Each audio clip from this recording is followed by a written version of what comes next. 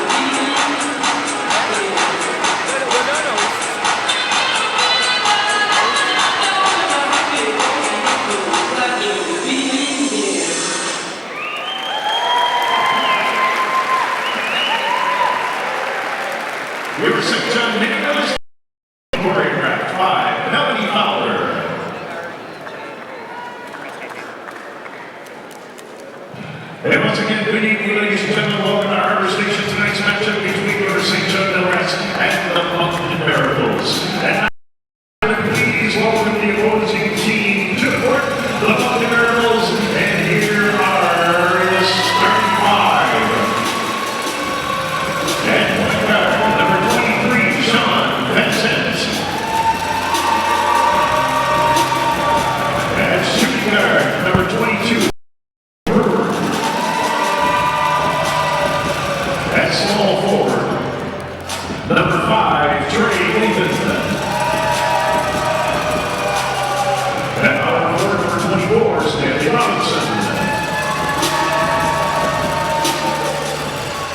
And center, it is number 34, Seamus Ferguson. The head coach of the Express of the Miracles is Serge Langes. The assistant coaches are Andre Doucette and Oli.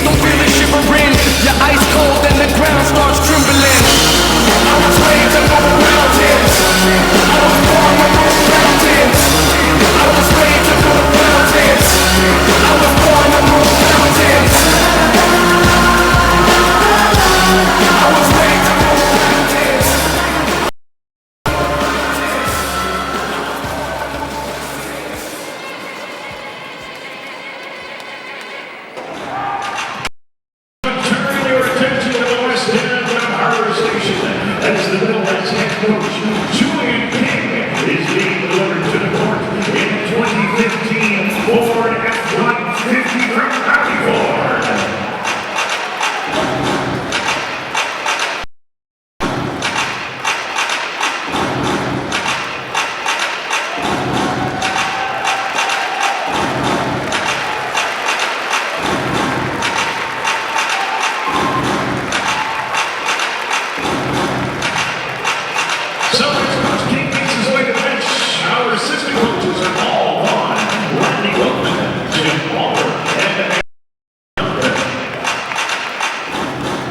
And now turn your attention to the east end of Harbor Station as we introduce your 2014-2015 St.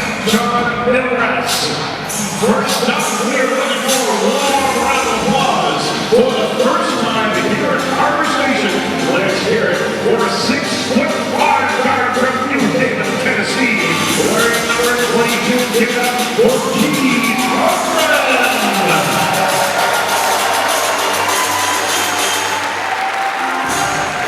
Next up, hailing from the Belfast, Montreal, 6'8" center, number 32, Ricky Halsey.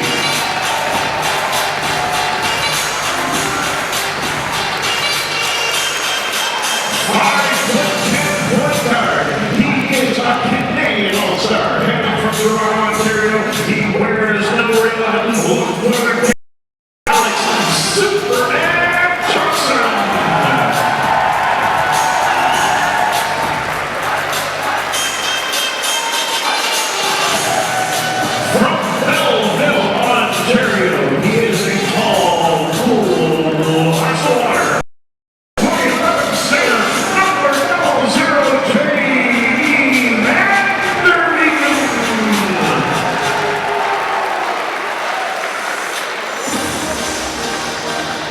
This next young man hails right here from the Port City, where it's number 33 in the left-handed long-range bar, here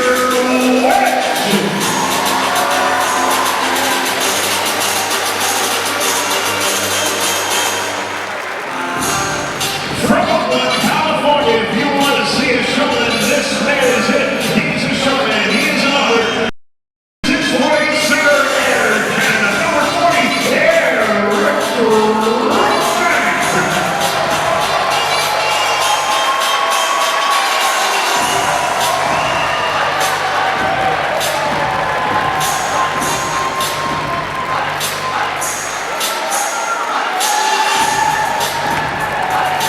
This man has elbows now content from Sweet Home, Alabama. Give it up for 6'6" forward, number 34,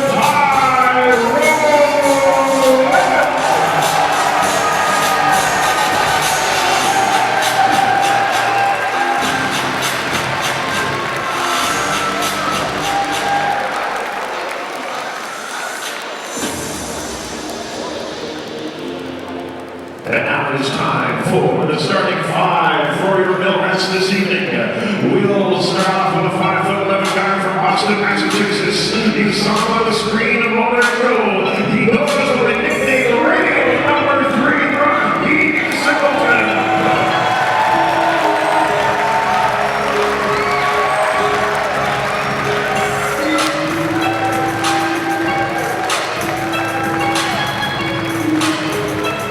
Up next, 6'2" guard. He hails from Hagerstown, Maryland. He dons number 10. Give it up for Darren Mackey.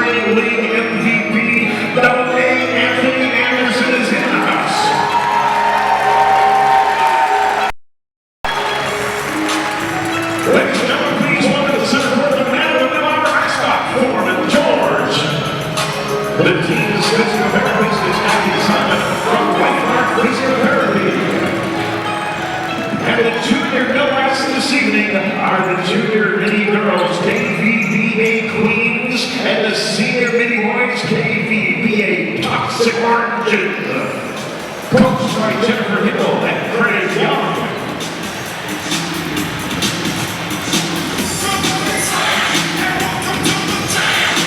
So how this works, we're going to give the mini boys and mini girls a chance to do some layups. Our officials for tonight's game, Al Pink, Dan Madison, and Jeff Sterling.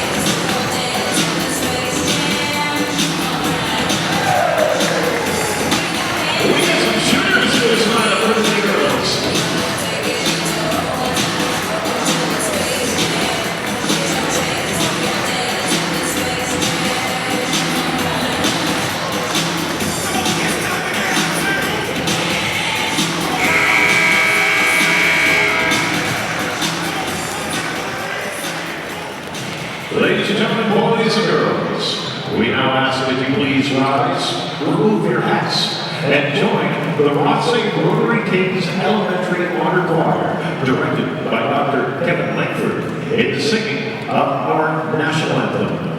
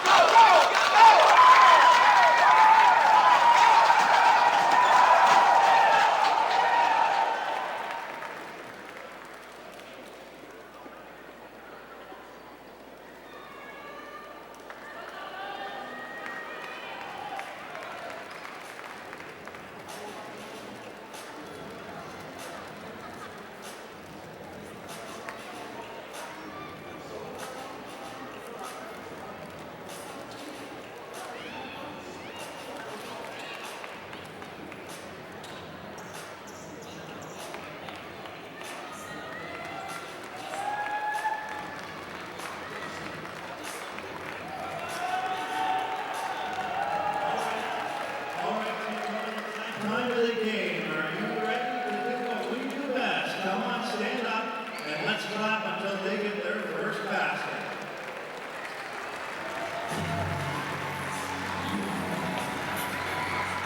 Come on,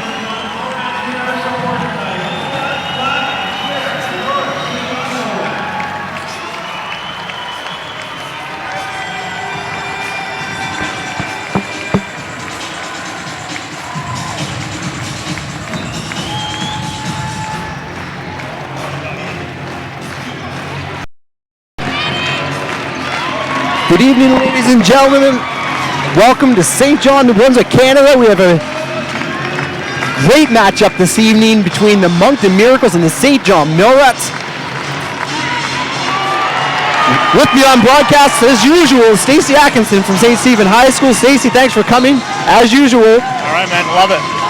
And Stacey, as you mentioned earlier, on this stormy evening in St. John, we're looking at a red-hot Millrat squad that's looking to get into second place in the standings. Yeah, I think this win bet's going to give them second place.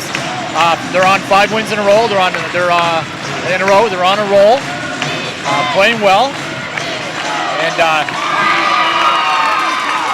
Seamus Ferguson going to the hoop strong.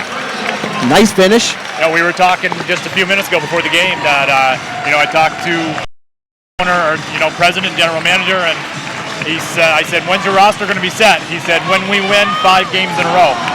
He's won 5 games in a row. So is he happy yet? Well, we'll find out. Kenny Jones unable to hit down at the other end. And Jeremy Williams with the rebound. Not surprising to see that. He's been just all over the boards as of late. Oh, he's been. And there he is at the open jumper. Beautiful look. Right on cue, Ben. He's been Mr. Consistent both ends of the floor. Blocking shots, changing shots, rebounding the basketball. He's a solid defender. And a great assist from Singleton as well. Kenny Jones with a quick steal, coming back in transition on his own and drawing. They're going to count it. Yeah, the ball hit the backboard. Hit the backboard first, and then the defender got a hand on it.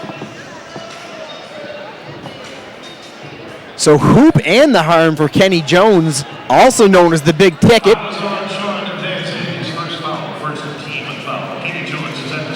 Again, Stacey, we touched on this early in the season. You got a choice. If you're a GM in the National Basketball League of Canada, are you going to go with a couple of bigs under the hoop, or you're going to run a highly athletic team? And that's what you're looking at with the St. John Millrats, and they just love to run the floor now. Oh, they do. Kenny Jones is the starting center, and he goes 6'5", 6'6", but can defend any position. So you can run the floor, you can shoot the three. What more can you ask for? And all 5 guys battling for the rebounds. Mency getting the last rebound down at the other end, and Kenny Jones going tough to the hoop. We've talked about it over and over again. Kenny has owned this Moncton Miracles team. And he knows, it's a confidence thing. He knows that they cannot stop him going to the basket. Back to the basket work, and even double teams then. He just finds ways to score or, hit the open shooter. You nailed it. It's the confidence level of Kenny Jones after hitting that free throw. He is like a freight train against this the defense of this Moncton Miracle squad. There's an open 3 look. We can't give him any. Troy Brewer is going to hit that open 3-point shot from the perimeter. Beautiful looking stroke on that shot. Here's Singleton going to work. Mency pulling up for 3. And Seamus Ferguson with the big rebound. Again, I like to talk about Ferguson. We talk about the kind of one of the bigs for the Moncton Miracles, and the centers in this league and how athletic they are. And we've seen Ferguson not only with a very strong ability with the vertical leap, his defense, Although he's having a real tough time against Kenny Jones. Trying to give him, but Kenny Jones just keeps going to work on him. But I guess the point I was going to make about Ferguson. That's not Ferguson's fault. It's not. But Ferguson's all-around game as a big man has really impressed me this season. I mean, unfortunately, he doesn't get a lot of help under the hoop, and Kenny Jones is coming at him.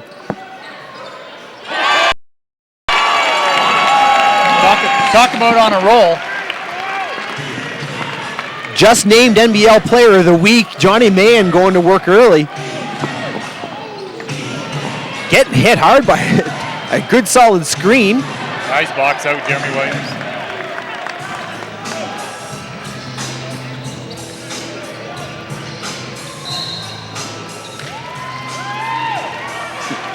Yeah, it's funny, Stacey. I sent out a tweet there earlier on Twitter talking about the game tonight and basically trying to summarize what the current Millrats are looking like right now and why they're having success. And essentially put, you know what, Millrats are winning because of unselfish play and solid team chemistry. Yeah, definitely. It really comes down to that. I mean, it's unselfish play, the team chemistry we've been talking about in recent games, and how when they came out and we were getting introduced before the game started, individual players, they would look calm, relaxed, happy, and that describes it. Just sheer confidence amongst this entire organization right now. Yeah, definitely. You know, and we talked a couple weeks ago about, you know, at the start of the season, the glaring weaknesses for the Millrats were lack of box outs, lack of defensive rebounding, and times not stopping the basketball, and, you know, bad things were happening when the, you know, offensive boards and when guys were getting in the paint. So, but they've cleaned that up. You know, an influx of a bunch of players and kind of a new look Millrats team, accompanied with the best that they had, and they're boxing out. They're taking care of business on the defensive end, and like you said, very unselfish on the offensive end. They're not making anything hard. Everything is easy. They hit the guy that's wide open. They don't try to pass the guy open or thread the needle. You know, draw the defense, hit the guy for a wide open three, or, you know, give it to the post player when he's got his man on his back. And, you know, just doing the simple things, and they're having success with it. And that was Stanley Robinson making his 2 free throws. Mahan unable to hit that time. You know, that's a bit of a force by Mahan, Ben. Like, I think he can get that same shot, but wide open.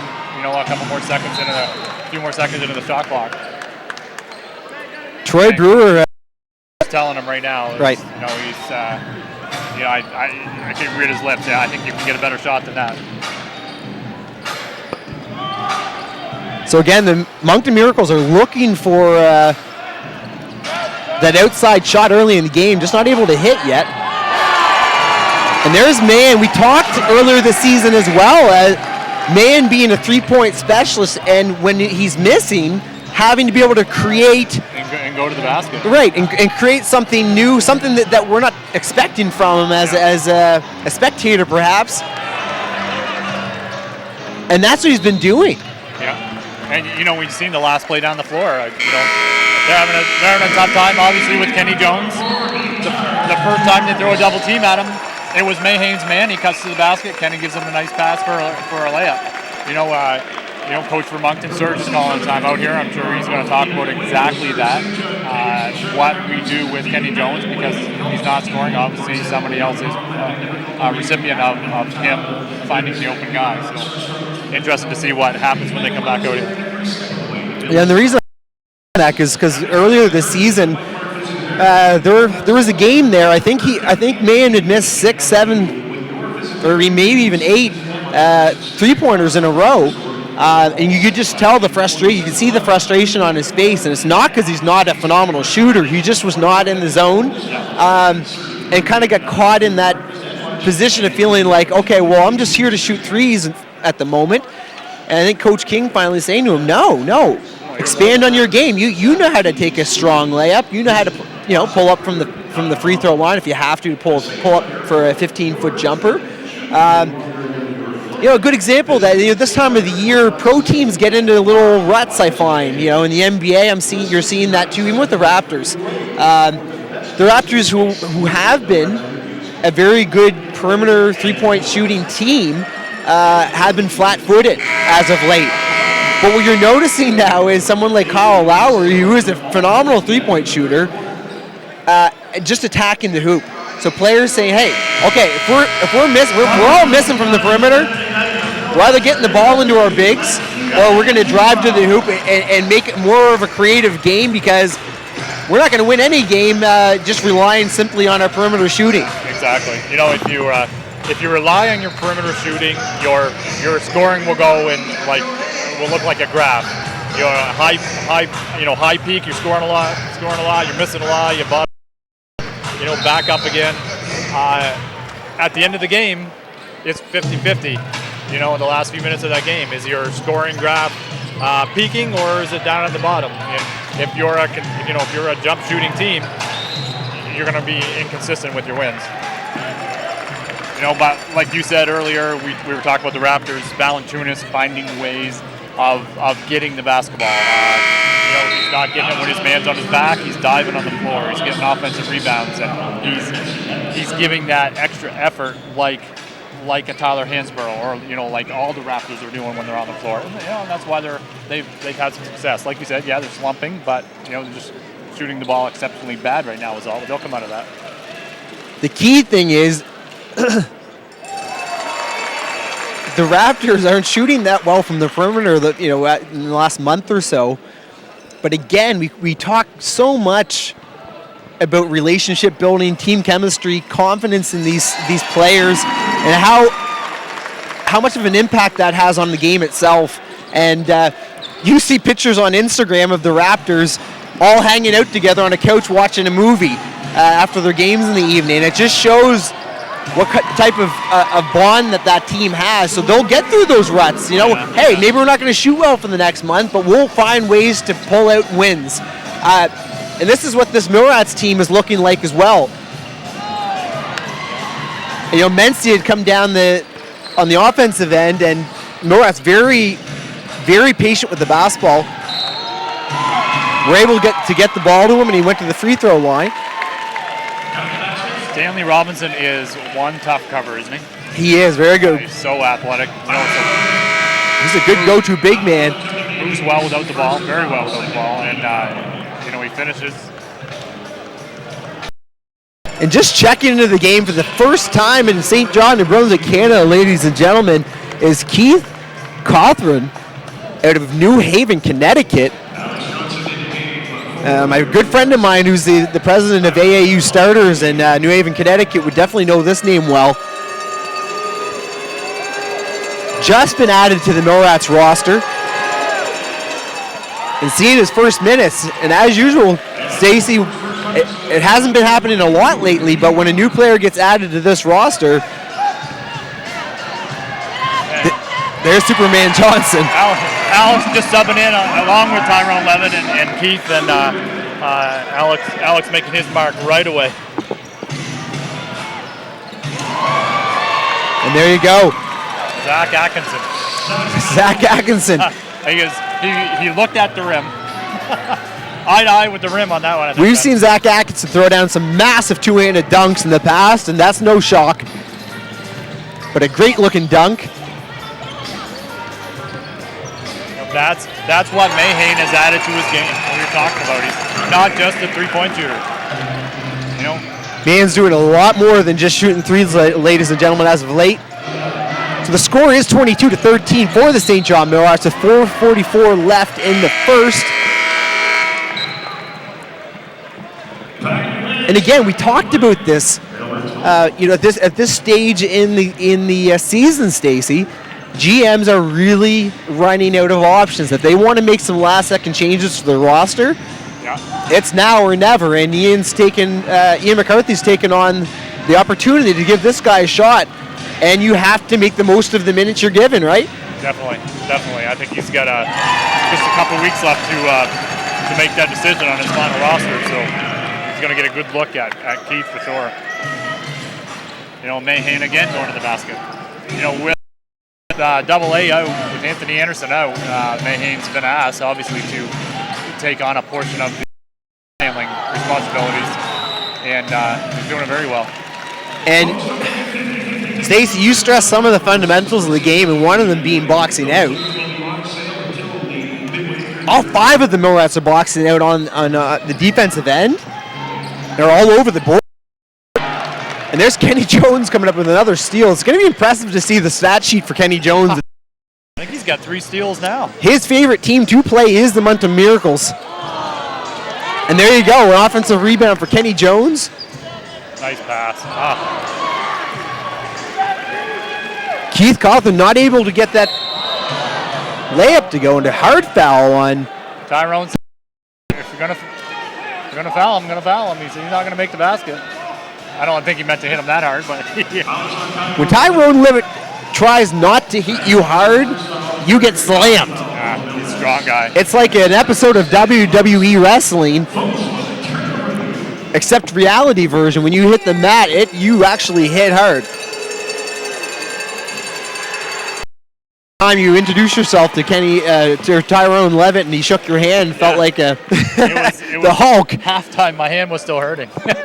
He's part of what we're now calling that dynamic duo of Kenny Jones and Tyrone Levitt, the undersized bigs in the league. Exactly. But who do it all? What impresses me most with Tyrone is his ability to stop the basketball and play D. It doesn't matter if it's 6'11" center.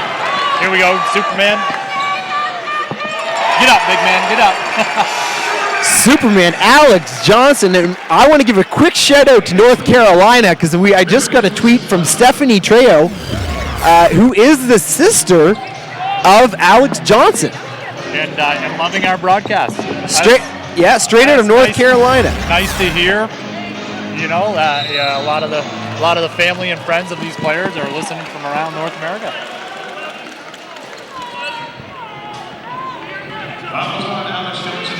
And she was speaking with her earlier, who was quick to make the point that he's an all-around character guy, and I think we're in full agreement with that statement. Oh yeah, no question.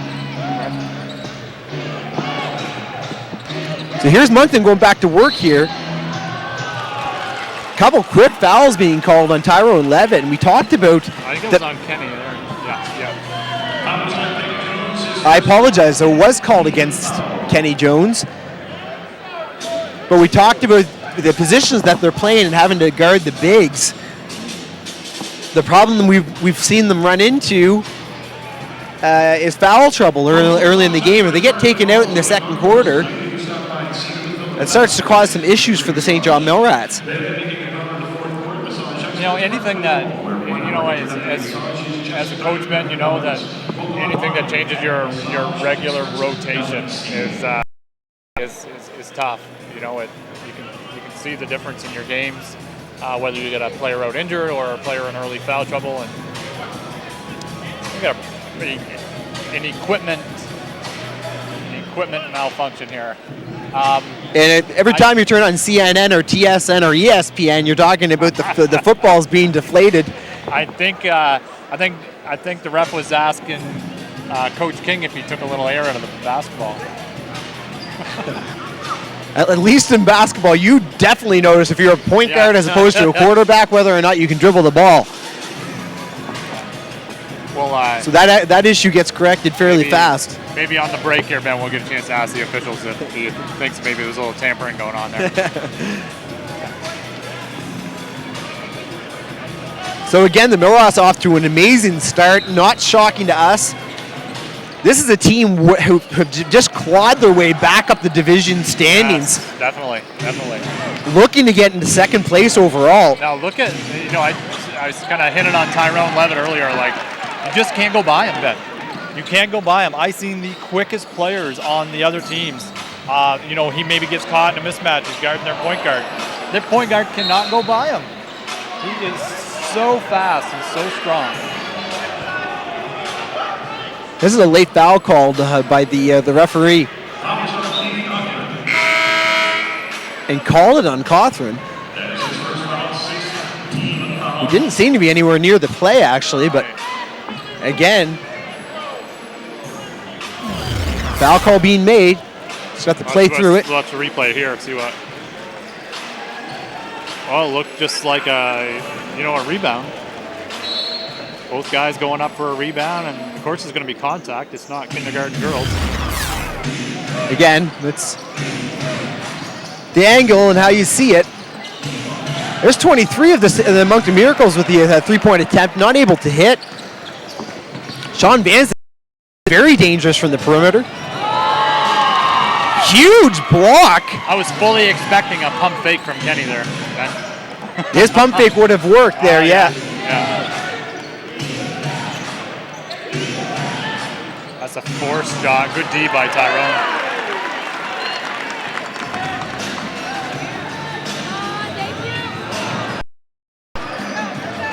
Millrats are trying really hard to give Cawthron a chance to really get an opportunity to light it up a bit. He needs that first one to go through and get a little confidence. So of course you're gonna be nervous. You're playing in front of a new crowd. You're playing on a new team, and just get that first basket, get that under your belt, and I think you'll see him settle down and relax a bit.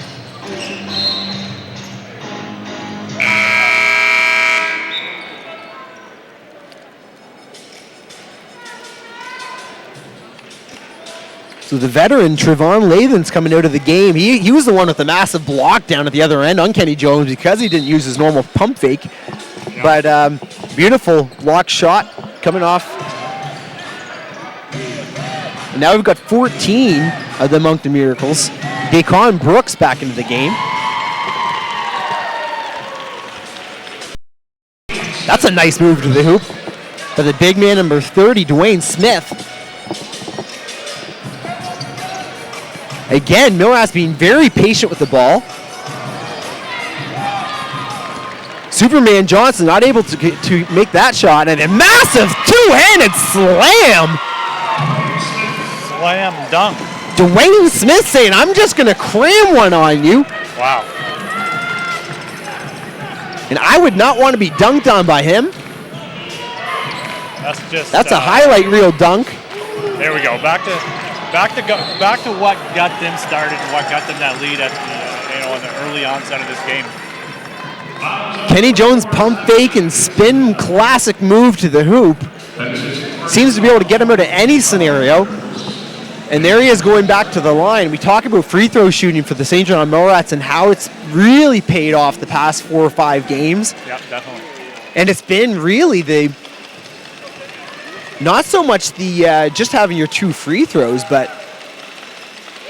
the hoop and the harm fouls. I'd almost like to look at the stat sheet on that one. We talk about the NBA having a stat for everything these days, but as far as the Millrats drawing harm, but also making the hoop, I'm seeing that happen more and more often. The Millrats are just so physically strong. You look at someone like Tyrone Levitt. Quite often, he's driving in for a layup, he's making the layup, and then getting the harm and going to shoot the free throws. So you're looking at 3-point plays there every time. Yeah. I was my high school team played today, and I was telling one of my players almost that Kenny Jones leading the break.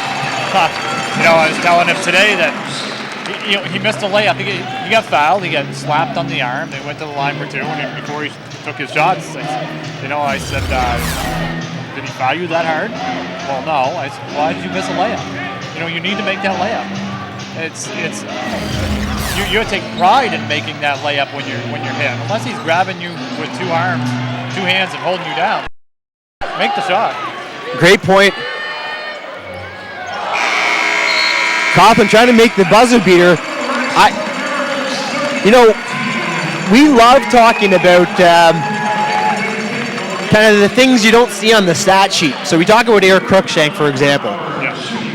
His 2-handed massive dunk, when it was most needed in the game the other night, an adrenaline boost for the city of St. John.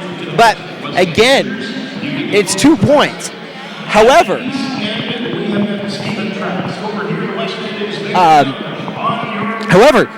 the two-handed dunk, although it was great for us to see, for the team itself, it was massive. Oh, yeah. Because the momentum boost, and it was at a time where it was really, you're talking about the crucial last 2 minutes of the game and if they were going to win. So, Stacey, maybe you can touch upon that and about the new player, Cawthron, coming onto the team. And I guess what I'm seeing from him already, yeah, he's not making shots, but he can keep up with the pace of the game. And I'm seeing on defense, he's active. Oh, yeah. Defensively, Ben, he's been active. We kind of keeping a close eye on him here to see how he fits in speed-wise. Everything looks up to par. He's good. Teammates are really rooting him on to make that to make that first shot. They know how much of a confidence boost that is, and just to get him rolling. So he's got the whole bench, he's got the whole crowd here cheering him on, and he might miss 6, 7 more before he makes that first. But when he does, I think you'll see him get on a roll. Well, we hope anyway. So again, Cawthron being signed out of New Haven, Connecticut.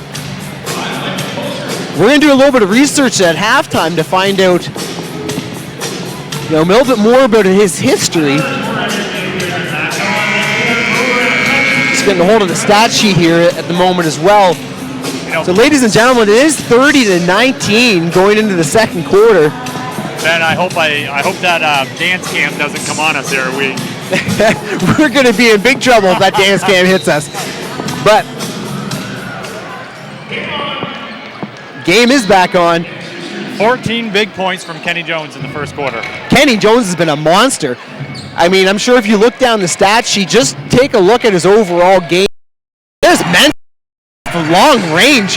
Just the sheer confidence. We talked about this, the confidence of this basketball team. And it's the simple passes. It's, draw a defender, give it to the open guy for the wide open shot. Give it to the guy that's got his man on his back in the post.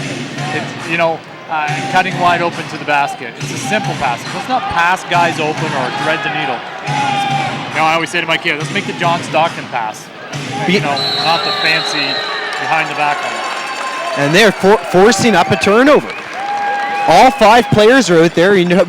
Quite often you hear me talking about them throwing their bodies on the line for the team, sacrificing. Well, that's what you're seeing all game now with the St. John Millrats. We're not just talking spurts of this happening. It's game long, and kind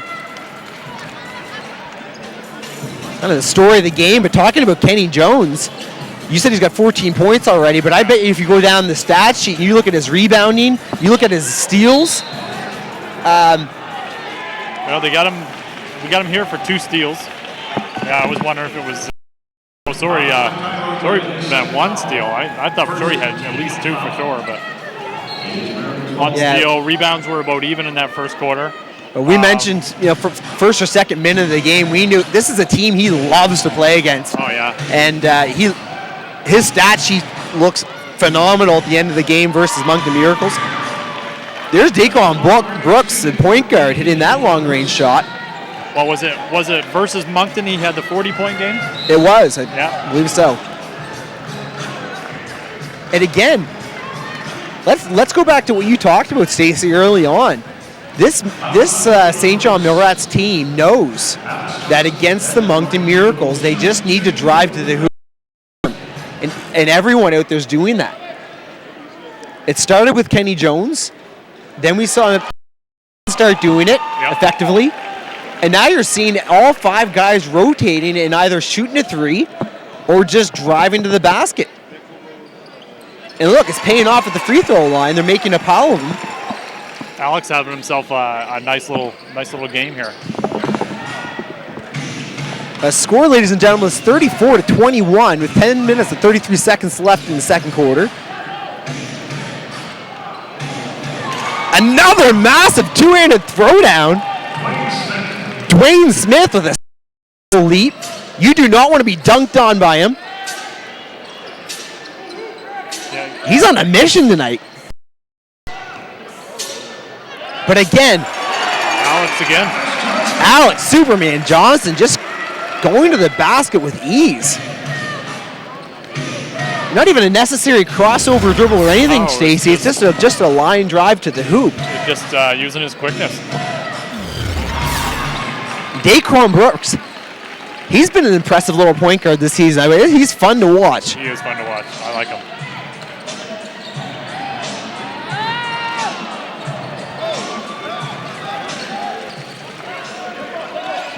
And again, we keep talking about Dwayne Smith with the 2 massive dunks, but he's paying off on the boards as well, pulling down a couple big rebounds. That's the toughest time to box out was when you got to help. Somebody got beat off. Help. It always seems like the miss goes to the guy you were guarding. Mency again. Again, they're just setting up 2 guys around the perimeter to shoot that 3, and the rest are just driving to the hoop. And it's literally as basic as you really explained it to be earlier. You get 2 guys set up around the perimeter.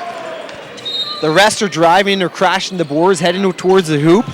And if you're getting caught up by a defender, you're kicking it out for an open 3, and that's what's happening. Yeah. You're really that simple. The Mill Rats were 0 for 5 from the three-point line in the first quarter, and come out the second quarter, knocked a couple down in a row. And ladies and gentlemen, let's talk about Dwayne Smith here. 2 big dunks, rebounds, and then a long-range 3. The extra pass, wide open 3. It's a good look. Let's talk about Dwayne Smith for a second here. We've got to. The Miracles haven't had a kind of standout player yet this game, but it's definitely been him. He's been all over the board.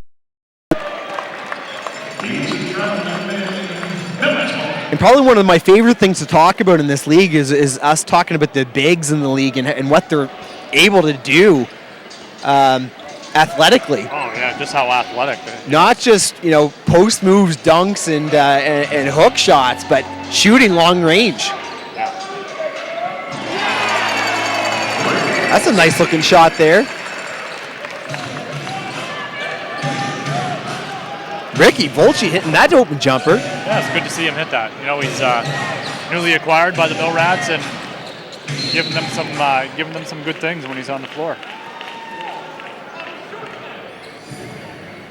Again, Ian McCarthy does a ton of research on these players, and he knows exactly who he's bringing in now at this point of the season. Yeah. And these are good players. They're good, legitimate basketball players. It's just a matter of them, like, getting that quick confidence boost. Wow, missing box outs. Dwayne Smith is all over the boards. Finally, Jeremy Williams pulling him down the boards. Tyrone Levitt? Yes, sir! Mr. Work Ethic. Shooting long range. He had Ricky Volsi wide open under the hoop, but he was focused on the rim. Focused on the rim. Good thing. Knocked the 3 down. Ladies and gentlemen, that's what makes these bigs, the dynamic duo of Tyrone Levitt and Kenny Jones, so dangerous.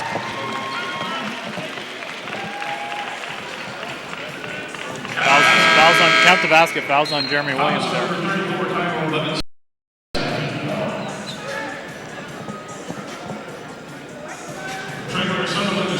Tamara Sutherland going to the free throw line. Foul was called on Jeremy Williams. And again, those free throws being so crucial, especially for the Moncton Miracles who are behind here. Mency can't hit that time. A little heat check for Mency. Look for Moncton to get the ball to Dwayne Smith. He's just place.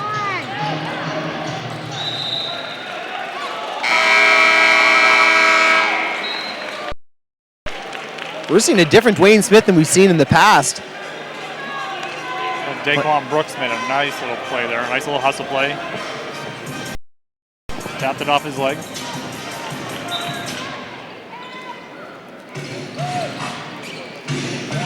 So the score is 44-32. There's Daquan Brooks. Long range. Jeez. we talked earlier about it's fun to watch this guy play. He's got that vertical leap. He's fast, quick first step. He can hit that open three as well. Again, the ball movement of the Millrats, much better. Steal by Mency. Unselfish play. Jeremy Williams just can't get that foul call. And who's the first guy back on D? And there, the Moncton being able to go into their bigs there at that point. Coach King says, I've seen enough of this. We'll get a timeout. You know, for two reasons. Talk about some things, but get them a rest. Get a drink, get rested, get back out on the floor. Well, when Zach Atkinson gets on the floor and he's outsizing one of your players having to guard him, he's going to go to work, and he did early there. Quick hook shot over. I'd like to see what Zach's vertical leap is once he gets up. Oh, it's incredible. It's got to be over a 36-inch vertical leap, over that. You know, when he stands about 6'9". Well, again, and this is what we talked about. I guess where we talk so often about the incredible dynamic duo of Kenny Jones and Tyrone Levitt. The issues you run into is when you sub one or two or both of them out of the game at the same time even. That's when the Moncton Miracles will try to take advantage and they start going to their bigs and they're able to score. Yeah, definitely. Now, when Tyrone's in the game, you can see just a totally different defensive team on the floor. He plugs the key up. He is not, they don't have that 6'11" guy that they can stick in there and block shots and plug the hole up. But I'll tell you, between Kenny Jones and Tyrone, not many guys get in there. So with the Millrats having that really athletic team with great shooting ability, what they run into is with a loss of size, is really the bigs of the Moncton Miracles to be able to go to work, and if they do, you can run into some issues with those big men. So we'll see how the Millrats respond to the bigs of the Moncton Miracles. They've got to keep guys out of the paint. They know each other pretty well here now, so that's. Where does this guy like to get the basketball? Let's get him out of that spot. Let's push him to a spot he's not comfortable with. Well, last time around, Tyrone Levitt did a very good job. Kenny Jones did as well, keeping Zach Atkinson outside of the block. And that's where he gets into trouble because they try to feed him the block and his footwork gets off. Yeah. And he quickly gets called for a travel or a turnover. Great ball movement again by the Millrats. Radio Singleton with a nice little floater. Definitely drawing some harm. No foul called. Hey, Radio had that on the FM channel there, Ben. He did have the FM channel.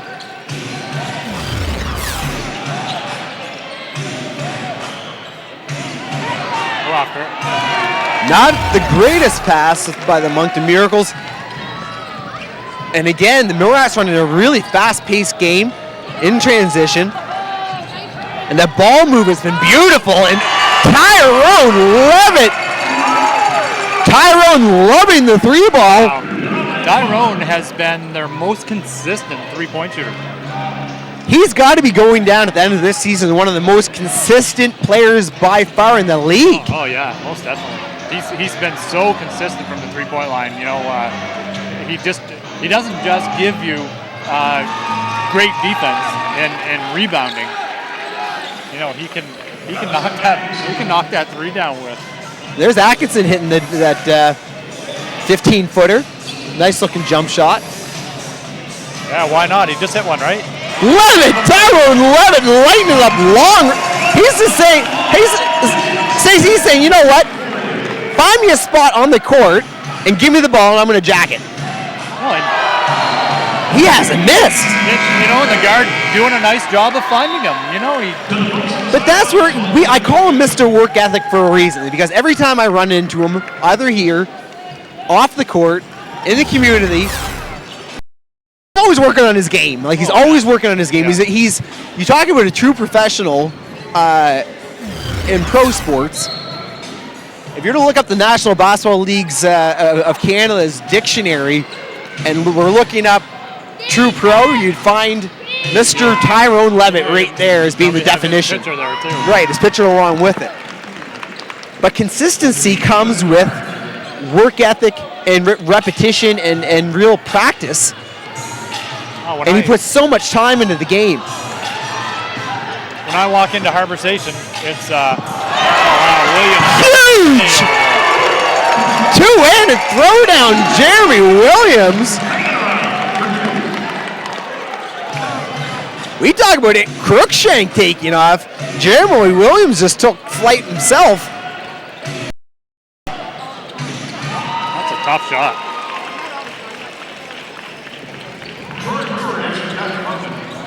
We got Vanderbeeken in here now, Ben. Vanderbeeken getting some quality minutes here in the second quarter. He's big, 6'11", big body. And he likes to shoot that long range. There it is there. And he doesn't need to be warmed up, I guess. Maybe he does. Interesting player in Vanderbeeken because he does play the perimeter at 6'11". He likes to create some space by setting a screen up top and then just rolling off and waiting for an open three.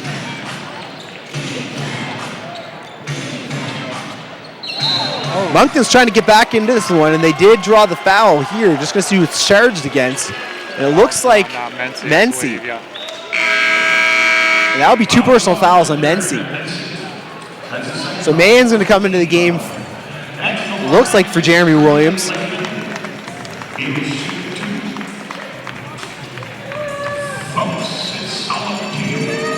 The score is 54-41. For those of you at home, it's 2 minutes and 53 seconds left. Free throw shooting, Stacey, has been one of the keys to the first half for the Moncton Miracles. They normally hit these free throws. That's the veteran missing both. Trayvon Lathan is a very high percentage free throw shooter, just not able to make this evening thus far.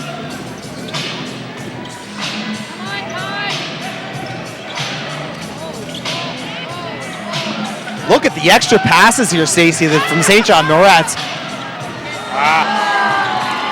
Trying to draw the foul. Didn't get it. Take the hole.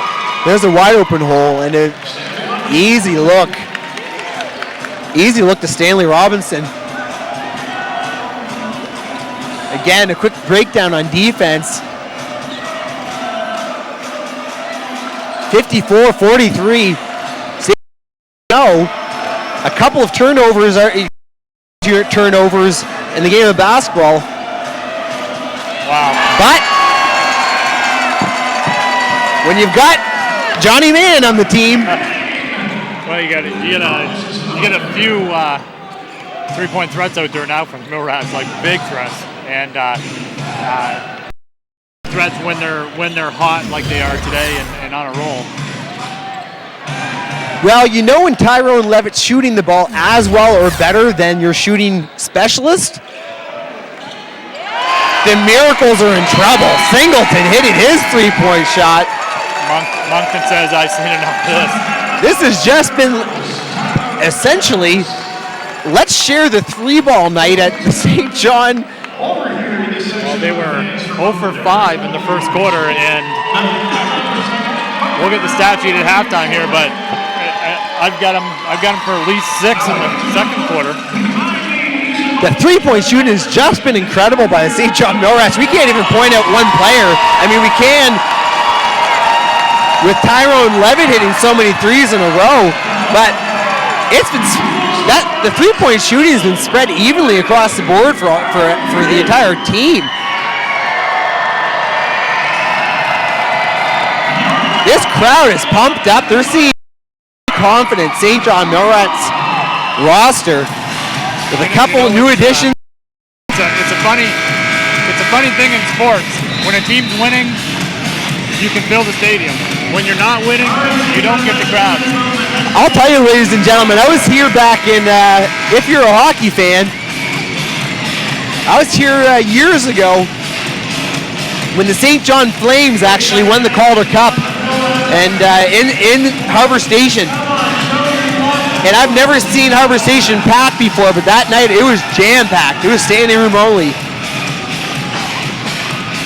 And the point being, if you start winning games and you make it to playoffs, this St. John community will come out here and jam-pack this stadium, and it's going to happen with this. The way the Millrats are playing these days, don't be shocked in the near future. We got a Harbor Station. That would be nice to see.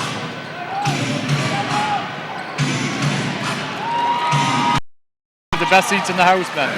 We do. Tamara Sutherland able to go to the hoop that time. Again, scores 60-45 for the St. John Millrats, mostly because of perimeter three-point shooting. And there's another long-range attempt, not able to go, but the offensive rebound by Mency, and he's going straight at the hoop. Again, the game plan, Stacy, of either shooting the three or driving to the hoop has been highly effective. Well, Coach King, hats off to Coach King and what he's been able to do with this roster. Well, when a team makes 6 or 7 threes in a quarter, the driving lanes start to look like the parted sea. Everybody's tight in their shooter. They're not plugging. Nobody's in help side anymore. You can't be when the team's shooting this hot. And just going to the basket at will. And again, the free throws paying off. Mency hitting both free throws. And Coach King's game plan was pound the ball inside early,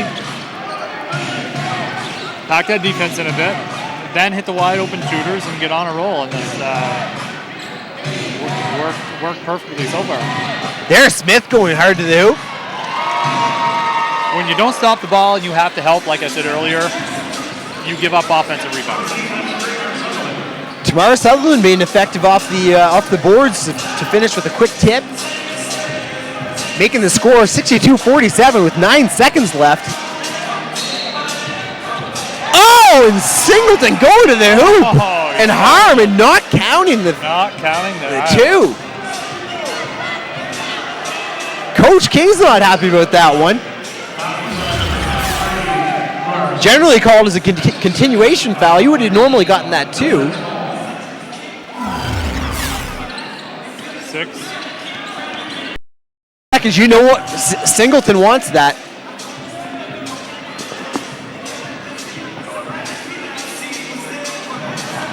Well, they had a foul to give, so. Right. 3 seconds left, ladies and gentlemen. We'll see where the ball is going to go to here. It's going to be an exciting finish to the half. Singleton for 3, and he hits it! Ladies and gentlemen, it's been raining threes in Harbor Station, St. John, New Brunswick, Canada. Wow. There might be a storm outside taking place as we speak. It is raining 3 bombs in here in St. John at Harbor Station. That's on fire. This has been a 3-point shooting clinic. Wow, 65 first half points by the Millrats. I feel like Dave Hoopla just came in and gave a clinic to the Millrats before the game and said, this is how you shoot threes, and it just, everything's falling. Everything's falling. One of those nights where the rim looks like it's 6 feet wide and just, like I said, it's not one player hitting threes. It's going right down the roster. Unbelievable.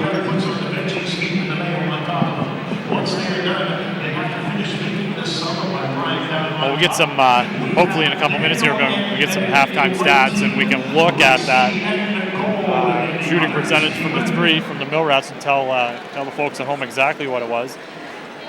All we can say right now is they were on fire for a quarter. Well,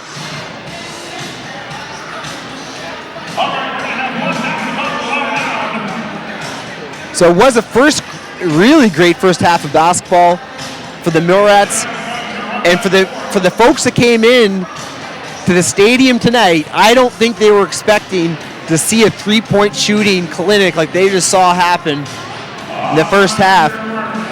And speaking of three-point shooters and winning teams with confidence, just to the right of me here, arriving fashionably late, but early enough for me, are two members of KV High School's basketball program.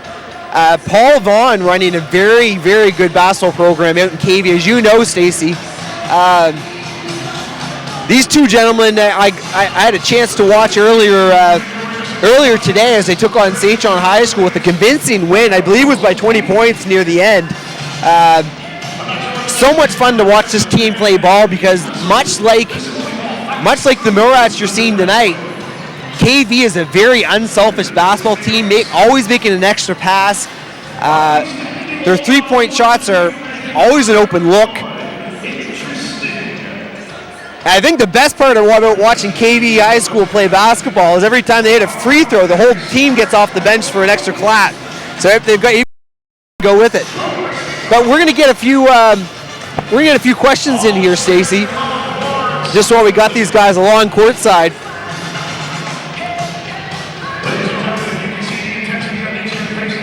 So first, I'm just going to get you guys here. Just stand up for a sec, guys. I'll first just get yourselves to introduce yourselves. Tell me what grade you're in, and so tell me what school you're at, your name, how old you are, and what grade you're in. Well, I'm Jack Tilley. I go to Kennebegasis Valley High School. I'm in grade 11, and I'm 16 years old. And I'm Ethan O'Neill. I'm also a KV, and I'm in grade 12. And both Jack and Ethan, I got to know working with Paul Vaughn in the elite development program with Basel, New Brunswick, and got to know them really over the summer too. Two very phenomenal basketball players who both had the opportunity to go out west and play at nationals and pull off massive wins over Quebec, I believe BC at one point, and Ontario as well, the powerhouse of Ontario. So the experience that these two guys have, both in New Brunswick and I guess across Canada and the U.S., because you guys did travel quite often to Boston and to the U.S. to play in AAU tournaments. So a pile of experience you guys bring back to KV High School for this season, and looking like, to me personally, the best team in the province, which is great to see. And being from St. John, it would be a beautiful thing to see. For St. John team bring home a banner back to this part of the southern New Brunswick, which would be awesome. So tell us, I guess what we're trying to in the game at half is what first drew you to the game of basketball, and what do you love most about it? All right, well, I don't know. I kind of grew up at a young age playing basketball, sport. My dad kind of brought me into that, and I don't know, just kind of watching it on TV, I guess. And I don't know, it's just a lot. I don't know. There's lots of energy out there, and just a fun game, I guess. I don't know what else really. That was a great answer, and your dad being also a phenomenal basketball player in the past and in the future. He's lit up a couple shots on me in men's league basketball this winter already. So still a good ball player himself. So Ethan, what's your favorite part about the game, and what drew you into the game? Well, when I was a kid, I was always pretty tall, and my mom didn't really like the idea of hockey rinks, so they got me into basketball, and I just, from the start, loved it. And I just love how whenever you're playing basketball, nothing else matters, school or looking for scholarships, everything like that. Just basketball is ball, and you get to play, and you love it. You hit a point that I never realized you shared in common. My dad actually injured his knee permanently from playing hockey. So when the four kids in my family were born, he said, no one's playing hockey. It's either soccer or basketball. So I chose the latter in basketball, and that's what I stuck with for similar reasons, actually, to yourself, to avoid injuries mostly. No, those are great responses, and so, and actually common with most of the kids that we're hearing from these days, especially the new ones joining the game. It's just one of those games that I think a lot of it comes down to teamwork as well, and if you're playing for a good team, that makes all the difference as well. And that's what I really see with KV High School. Paul Vaughn is by far one of my favorite coaches to be around, and as a mentor or as a young coach myself, I go to Paul Vaughn for anything basketball advice. So you would probably do the same as players. So I guess what are some key things that you've taken from Coach Vaughn as players that's made you a better basketball player or a better individual off the court? Well, I don't know. He definitely brings lots of knowledge of years of basketball to the game, and he's always been really focused on the fundamentals, really, and he really drills that to us in practice and open gyms. We're always like, I don't know, just based off kind of the basics, really. Just really go over that stuff. And Ethan, maybe you have a couple more words for that. So how is the influence of Coach Vaughn's philosophy really impacted you? Yeah, I've been lucky to have Coach Vaughn for 4 years now, and every year he just keeps bringing more stuff to the table to help me as a basketball player and as a person in general. And he just drills hard work, which helps you on and off the court, as well as, like Jack said, fundamentals. He just loves the fundamentals, and that's what you need to win. You don't need to be flashy, just do what you need to do and you win the game. Yeah, you nailed it, and both of the points you guys made describes Coach Vaughn to a T. And I guess the way we could draw all of that together for me personally is you guys got to know Sam Anstey quite well. So Big Sam from St. Andrews, who was literally brand new to the game last year when I arrived in St. Andrews as the athletic director. He's come a long way for a kid that never touched the basketball to now, and he's still got a pile of potential ahead of him in the years to come. And you guys got to play with him, but one thing that Sam talks about, only knowing Paul for, a season, basically a year, is that the relationship piece part. He always talks about Coach Vaughn having the biggest world. He would do anything for Sam, and it's so true. I think that your team, he would literally lay his body on the line for you guys, and I think the relationship piece and the caring piece and the bond you build with a good coach relates to wins on the court, and I think we're seeing that with this Milrad squad right now, is that they're a happy, confident team that, like you said, all they're worried about is getting buckets in the fundamentals right now, and now they're winning games. So I think that's really the key to the Milrad success in the past several games, and it was a blast watching you guys win today. And again, we talk about players in the pros now being able to do it all. And Ethan, I saw you jack a long-range three there earlier today, and so you're not just playing the big man role under the hoop, but you're out shooting perimeter shots, and Jack's doing it all as well. Actually, I saw Jack pull up for a jumper. It looked like he was 5 feet behind the backboard and made it look easy. But again, I'm not shocked any longer because of the talent level. He's just an overall phenomenal player. So guys, thank you so much for coming to be part of the broadcast. So that was Jack and Ethan from KV High School.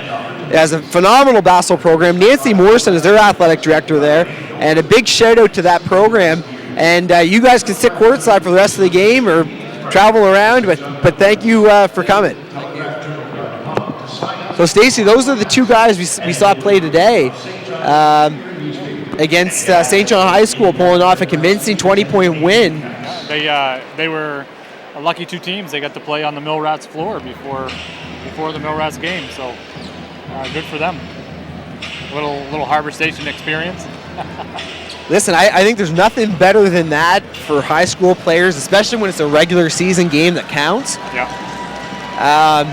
I remember playing a high school game. I believe it was in a tournament that we played here at Harbor Station, and none of us have an experience in a big exposed environment like this. And at the time, I basically all I could do was shoot threes. And I remember my first shot of the game being a complete air ball, missing by about 3 feet to the right, and wondering what just went wrong. Well, I'm so used to having a backdrop or a wall or something behind. In the background, yeah. Right. Yeah. So, we talk about, basketball in the U.S. and in Maine without shot clocks and things like that.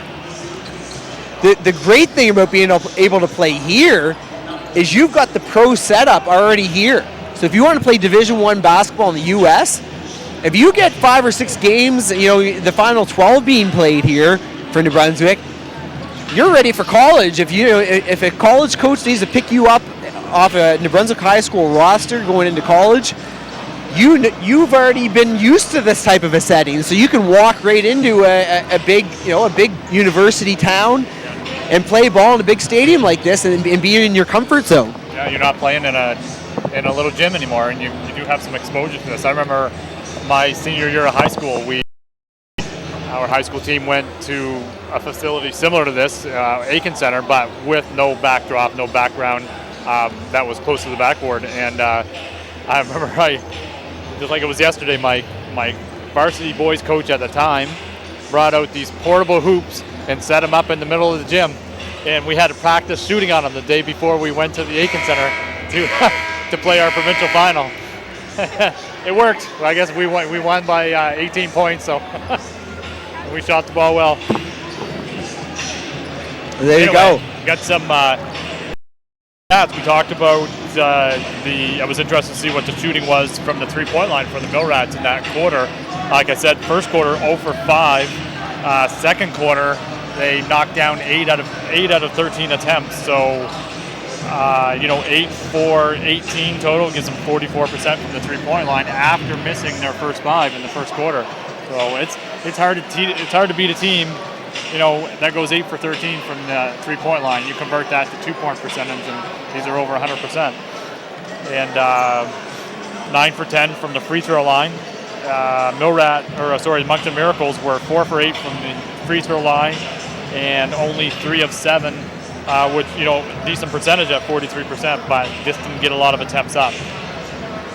Probably because they were having some success inside. They were getting the ball inside. They were getting it in some bigs in there, and they were going with what works. But scoring for that's Kenny Jones 14, and those were in the first quarter.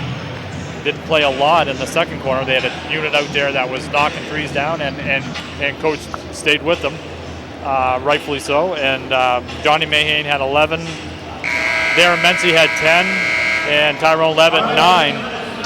For the Moncton Miracles, nobody in double digits. Dramar Sutherland with 8, Daquan Brooks with 7, Troy Brewer with 7, Stanley Robinson with 8, and Dwayne Smith with 9. So we have 65-47 game, folks. 18 points seems like a lot, but it's 2 12-minute quarters, and as you know, at this level, that lead can be erased in a hurry. Moncton Miracles could be the ones shooting 8 for 13 from the three-point line this quarter, and we'll see that lead dissipate for sure. So interested to see. I'm always interested to see being a coach what coaches talked about at halftime, what their game plan is coming out, and we can see that usually in the first couple minutes of the second half. First 5 minutes of the second half are very important, and at any level of basketball, who wants it more? Often the outcome of the game is dictated by the first 5 minutes of the second half. So let's see what happens here, Ben. And again, we do love to look at the stat sheet. Every coach does, but at the same time, we can see, like you said, which team, body language. Someone told me a stat that 80% of actual communication is body language, and you can see the body language of this St. John Millrats team looks like pure confidence. And so without looking at the stat sheet, you can tell this team looks like a winning team. Wow, Jeremy Williams with another block. Huge block.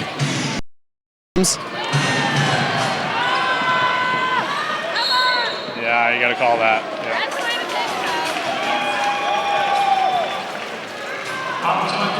It just happened to be in the wrong time. So ladies and gentlemen, if you're just tuning in to St. John, New Brunswick, Canada,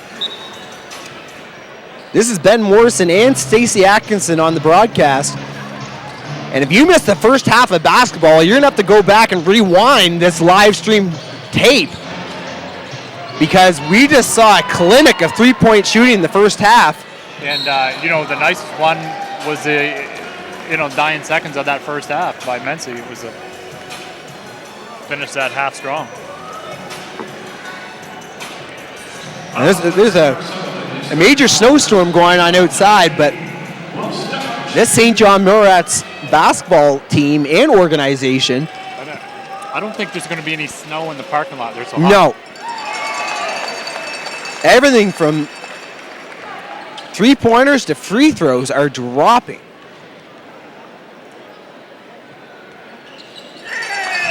And Johnny Mann going 2 for 2 from the free throw line. I don't think this crowd out of Johnny from the free throw line. And there again is Tamar Sutherland driving to the hoop. He's been one bright light there for the Moncton Miracles, along with Smith. There's Kenny Jones. Football there. We're going to reset here for the Millrats. See what they can create off this box play they're setting up here.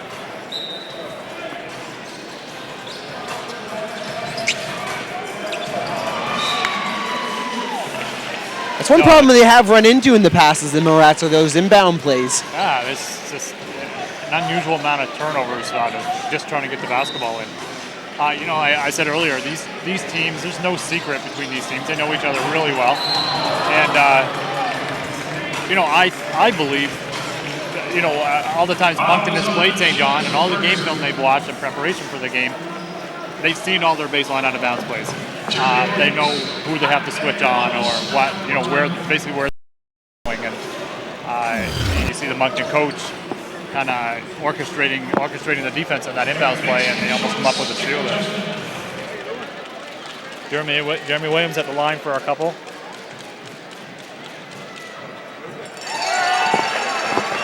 Again, we talk about the significance of free throw shooting. The St. John Millrats are making the Moncton Miracles pay at the line. In both. You talked about that earlier, the strategy of the Millrats being you have to go inside early and often. And when the Millrats are running into a defensive situation where they're getting stuck, kicking it out for that open three, and they've been hitting them. So if you're the Moncton Miracles, you're left just kind of wondering what's coming next. Yeah. What they're hoping is the Millrats cooled off.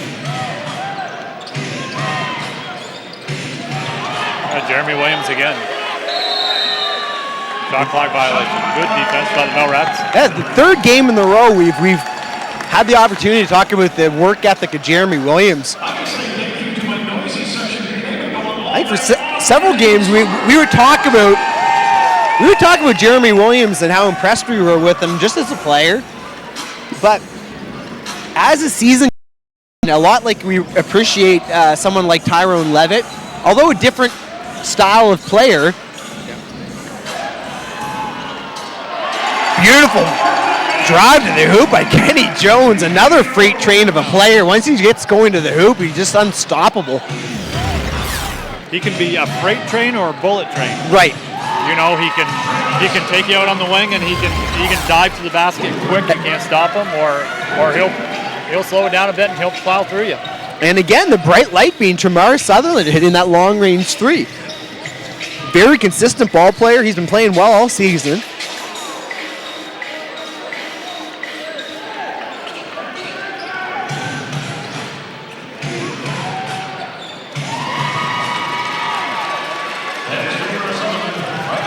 Well, Ben, what you don't want to see is a 18, 20-point lead relax a little bit with this much time left. You can, as a coach, you can tell your team not, but it's it just happens. Sometimes it just happens. Exactly right. And again, we talk about how fast, just like that, how fast in this pro basketball league, a 20, 30-point lead can dwindle within seconds. Yeah, down to 16. Moncton's doing it with their defense here. We talked about what adjustments they made at halftime. Obviously, Coach, Serge Langlis from Moncton Miracles talked about intensity. We don't have intensity tonight, and you can see it right away with the Moncton Miracles. Yeah. But you could definitely tell the Millrats have kind of, although maybe subconsciously, just like you said, sometimes that happens. When you come off a big high in the first half and then you sit for 10 minutes, you talk about how well the half went and what our plans are for the second. Sometimes teams just come out just slightly, I guess, could be overconfident, realizing that they're not putting the same effort they put in first half to get the lead that they had. Yeah, that 10-minute break, like you said, sometimes it pull players off. I had a game this year, Ben, with my high school kids. We shot the ball extremely well. First half, had like an 8 or a 10-point lead, and I didn't take them in the locker room at halftime for a halftime talk. I said, guys, keep shooting. I don't want you to cool off. Everybody get a basketball, and let's shoot for this 10 minutes to start the second half. And they kept shooting the ball well. I don't know if it was that weren't. Maybe they weren't going to cool off, but I had nothing to say, really. Give them 30 seconds to talk. Threw it in the second half, and away they went. Well, we did see Jeremy Williams down at the other end convert with a nice 2-point play. But Stacey, what you're seeing from the Moncton Miracles is kind of, in many cases, a reverse of what we saw from them in the first half. Yeah, exactly. Again, you put it perfectly. These are two close rivals. They all know each other very well. And all that you're seeing is more intensity, better work ethic, and they're pulling the play out of the back pocket of the St. John Millrats and saying, you know what, you're attacking the hoop. Well, that's what we're going to start doing. But just as I say that, I've got caught twice now this game. Radio keeps tuning in on my my analysis. The Radio Singleton hitting that long-range three. At the end of this game, we're going to be able to go back and say this was just a phenomenal three-point shooting night for the St. John Millrats as a team. And again, Dwayne Smith able to hit that shot down at the other end. He's having a phenomenal basketball game for the Moncton Miracles.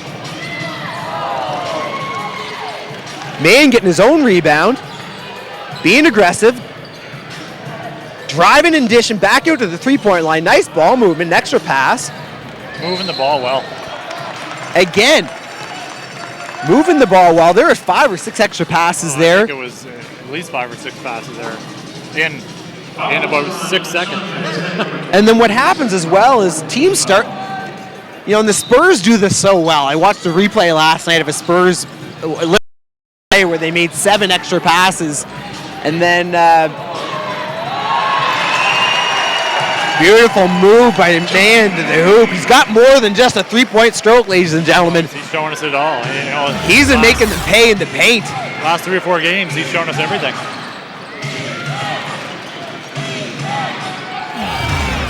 But what you see from the Spurs. Nice hustle, Kenny Jones. Again, patience. Wow. Patience for the St. John Millrats and Singleton lighting left long range again. You can't stop this 3-point shooting. Stacey, it's like there's no defenders out there in the 3-point line. Well, even without defense, they're still making that 3-point shot with consistency. That's just the point. We're seeing Moncton Miracles players closing out effectively, getting a hand up in the face of the Millrats shooters, but still draining the threes. Pure swoosh. Just incredible. But again, how much of this is related to confidence in this team, Stacey? Oh, yeah. You talk about Stephen Curry and just being unconscious with the shooting. Find him again. He just hit 2 in a row. Oh, you gotta give him the ball. Missed that one. Another offensive rebound. Oh, Volsey with a couple nice extra hustle plays. Marion going long range downtown. Just shooting a light. Marion going beyond the NBA. There is no three-point line for that shot. He was 3 feet outside the line there, Ben. Oh, great pass. Beautiful look. No harm called.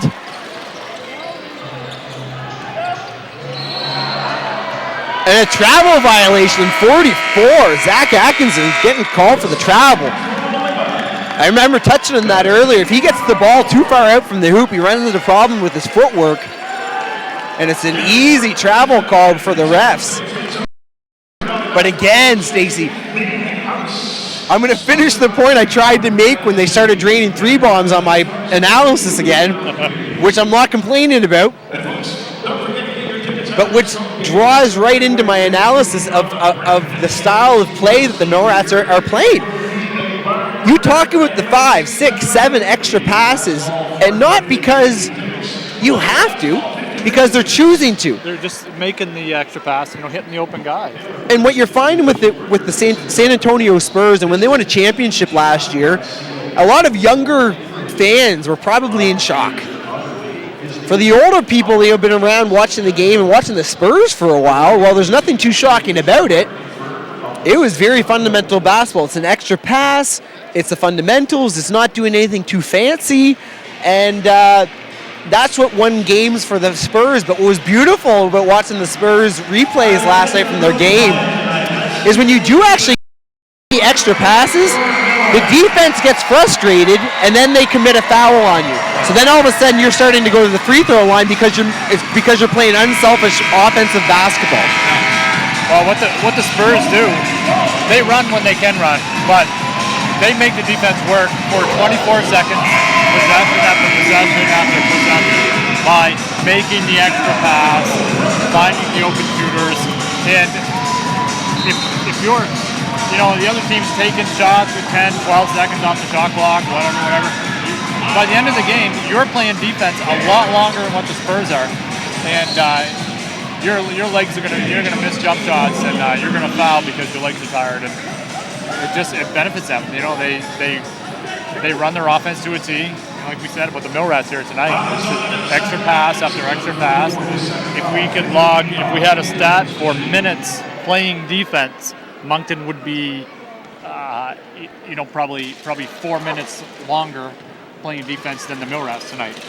So legs are going to go to the Millrats come last 4 or 5 minutes of this fourth quarter, or the next quarter. And the point I was going to make is as Kenny Jones is back at the free throw line again, that shouldn't be shocking if you're tuning in, ladies and gentlemen, at the moment. A rare miss by Kenny Jones, offensive rebound by, it looks like Alex Superman Johnson. Man, again going long range. Each time he shoots a 3, he's taking a step towards half.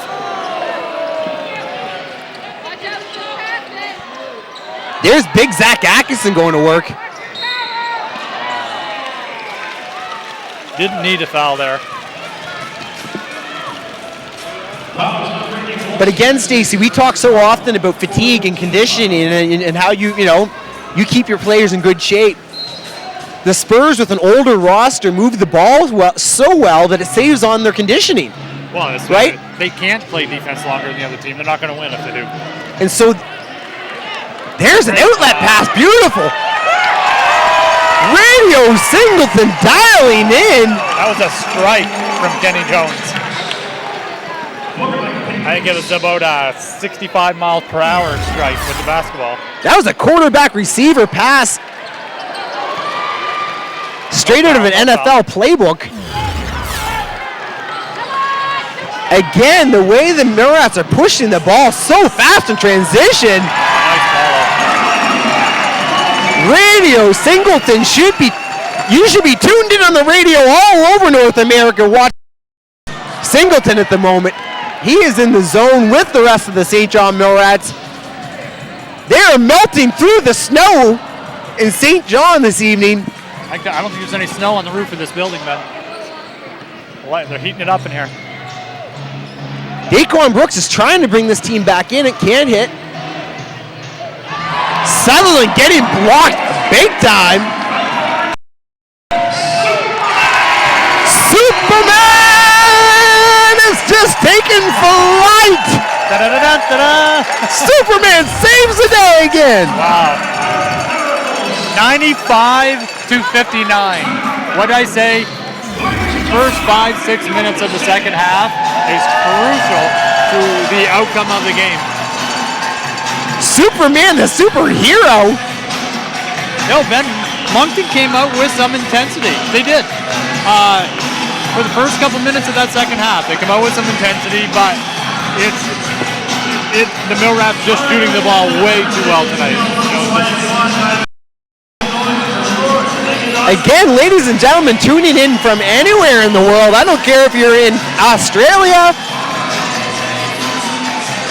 Europe, South America, or the North Pole. If you're tuning into this St. John Mill Rats game this evening in St. John, New Brunswick, there's a reason there are big crowds coming out to cheer on this local pro basketball team.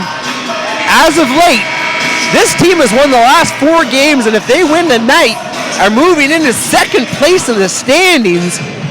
And Stacey, we talked about this team having a legitimate shot at making playoffs this season with the mentality of the coaching staff from day one. Coach King had a vision, Ian McCarthy had a vision, and it was a matter of putting the puzzle pieces together, and we're seeing that happen. Yeah, definitely. You know, we're talking about, making the playoffs. I think they're pretty sure they're going to make the playoffs, and they want to wreak some havoc when they get to the playoffs. They're thinking about nothing but winning a title in the NBL this year. Dwayne Smith just shackifying that dunk. I was waiting for the backboard to come down there. Oh, Kenny Jones coming through. Nope. Oh! Hit his cape on there, Ben. Da-da-da-da-da! Superman Alex Johnson, reverse layup. Send this kid to the NBA. Put him on a roster. I don't know. I mean, we talk about the offensive foul call. It's the toughest call to make. But, I mean, I'm going to watch the replay here, but shoulder to sternum is automatic offensive foul. You can be moving backwards. To me, that was just... That was clear as day. He lowered his shoulder, hit him in the sternum, knocked him down, but he got called for the block. Definitely a tough call. But here we are going back to free throws, and Moncton still missing the key free throws they need to make to stay in this game.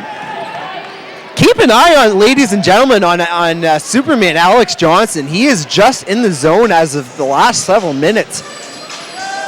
They're trying to feed him the ball, and there's Mahan long range. Not able to hit.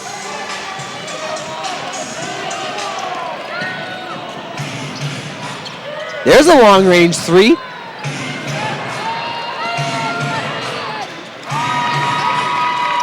Finally, Sean Van Zandt, who's normally an offensive threat, getting on the boards.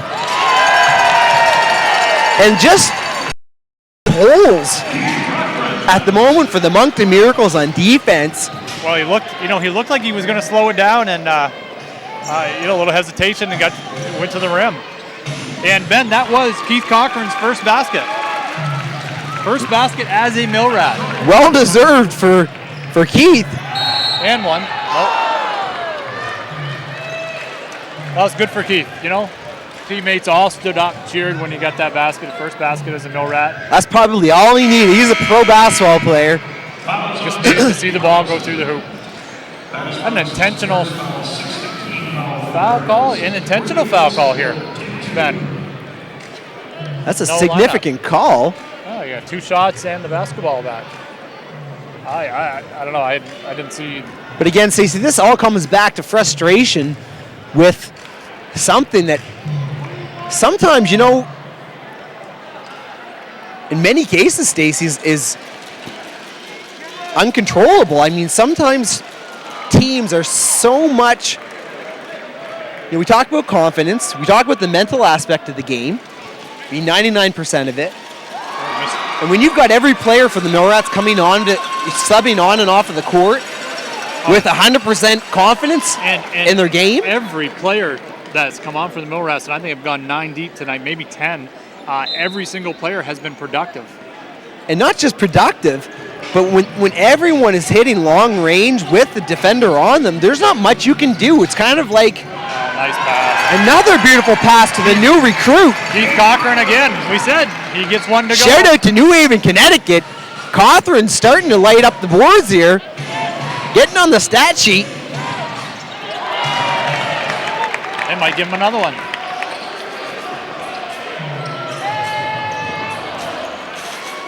Hats off to Ricky Volti as well, playing a very good basketball game, getting the key rebounds and steals. He's playing both ends of the floor. He's defensively and offensively. He's keeping some balls alive on the offensive boards and he's made a couple nice passes.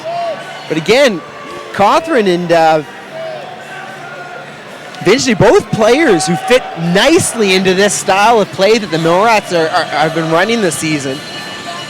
Ben, how many times do you see a team over the 100 mark still in the third quarter? Not many. Kenny Jones with classic footwork. 103 to 65. 103 to 65. Incredible. Again, this is a sign of pure, sheer this organization right now. That's a good foul. I don't know if this started the high school ball game that was watched earlier this afternoon. KV High School took on St. John High School. They had a nice solid win there. Maybe some of the players had stuck around for that. I'm not sure, but something got into the blood of these St. John Millrats, and they are just full of confidence. Again, they're on a winning streak of 4 games. So coming to play their 5th at home, knowing. There you go. The veteran making his free throws there. It's good to see for the Moncton Miracles. But when you're starting to head towards playoffs, we talked about this, Stacey, and putting the puzzle pieces together. 3-point shooting of the St. John Millrats. Wow, Ricky Volsi. Big Ricky Volsi just lighting long range. Stacey, I'm at a loss for words. I've only got so many catchphrases and Superman lingo and... Now that's a miracle in itself, then, if you're lost for words. That's a miracle. I talk too much. But it's the zone. I mean, they're just putting on a shooting clinic here tonight. Every once in a while, you'll see someone like LeBron James, Kobe Bryant. Other players just kind of have one of those nights where they just don't miss. Yeah, well, but you're not seeing an individual player. You're seeing a roster full of players on fire. Look at Mahan. Mahan just. I think he goes to the basket better than he shoots a 3 now. I think he always did, but he just got so set in his ways of just shooting threes. This is not your classic triangle offense any longer, Stacey. But he gets MBL Player of the Week. What does that do to your confidence? Instant boost. Oh my God! You're gonna make every shot you take. And again, talking about the puzzle pieces, this team knew coming home they had the NBL Player of the Week in Mayan. We had the player. Four wins in a row. Now they can play at home in front of their home crowd, which is always huge. Yeah. We talked about that factor when you're coaching a basketball team and you got to play away. And a team you would normally beat at home, you might lose to away because of the home crowd. It plays a big role. So coming into St. John, they're already on a huge high and a momentum swing. Yeah, most definitely. Geez, 108 points in 3 quarters of basketball. We've seen a lot of final scores this year under the 100 mark, but just shooting the lights out. We want to say, it's not like it's really for Moncton. It's just incredible shooting from a a lot of those 3-point shots contested, in some highly contested, and still. But it was all set up to start that game with Kenny Jones, 14 first quarter points, all in the paint, and you've got to start collapsing on them. You have to. You can't guard them one-on-one, and the Mill Rats just started knocking down threes because they were double teaming, and they haven't stopped.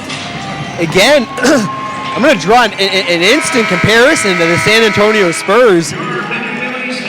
Maybe better in comparison to last night's game that I was talking about. But I think I said it on air there earlier, Stacey, about a tweet I had sent out on Twitter talking about what I've been seeing from this Mill Rats team, both watching the games live stream or if we're broadcasting live. It's team chemistry. It's unselfish basketball. Those are two key pieces to the game that if you've got those covered and your coaching staff is really kind of promoting that, the significance of the relationships on the team, the team chemistry aspect of it, you are seeing a coaching staff on the Mill Rats bench full of smiles, ownership group full of smiles. Wow. Every person in this stadium, Eric Cruikshank trying to go Air Canada style and take off for another flight high in the sky. From Mexico, right? I don't know where is that in that time. Wow, the Mill Rats 13 for 26 from the 3-point line. And Eric Cruikshank, we talked about this. Eric Cruikshank is not historically a free throw shooter. He is this year. He is this year a free throw shooter. He just missed one, just as we pointed out. We jinxed him. It doesn't matter. Eric Cruikshank has been taking his free throw shooting seriously this season. Yeah. It's going to go down in the history books as his best free throw shooting season ever. I was saying the 3-point percentage for the Mill Rats is at 50% right now. After missing their first 5 in the first quarter, they're 13 for 26, 40 for 72 from the floor, 56% from the floor. That's incredible. That's Superman Alex Johnson. Moncton 29. Let's give a shout out to his sister down in Carolina. If it's warm down in North Carolina, that heat is up here in a snowstorm with your brother Alex Johnson just going Superman. Oh! Eric Canada Cruikshank took a quick flight to Moncton, New Brunswick to make a statement. I'm going to throw a big one down on you guys. Eric Cruikshank with his classic two-handed slam.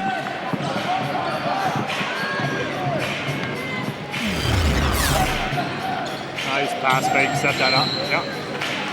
Well, Ben, right now we get Johnny Mayhane with 25 points, Kenny Jones with 18, and Raheem Singleton with 18. A couple guys with 10 and 11. High score for Moncton right now is 14 points. They're struggling from the field, 29 for 70, 41%. 41% isn't overall bad, but they're just up against a very hot Mill Rats team tonight from 2 and from 3. Tyrone Levitt, the work ethic he brings to the game, making threes, making free throws. I don't think he's missed. Other than maybe one jump shot, he has just been hitting everything.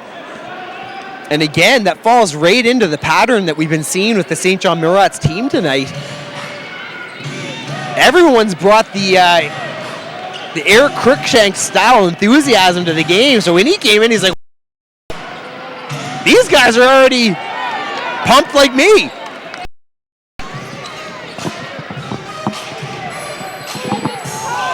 So again, 115-70 with 10 minutes left in the fourth quarter. This is just incredible. This is just a blowout tonight.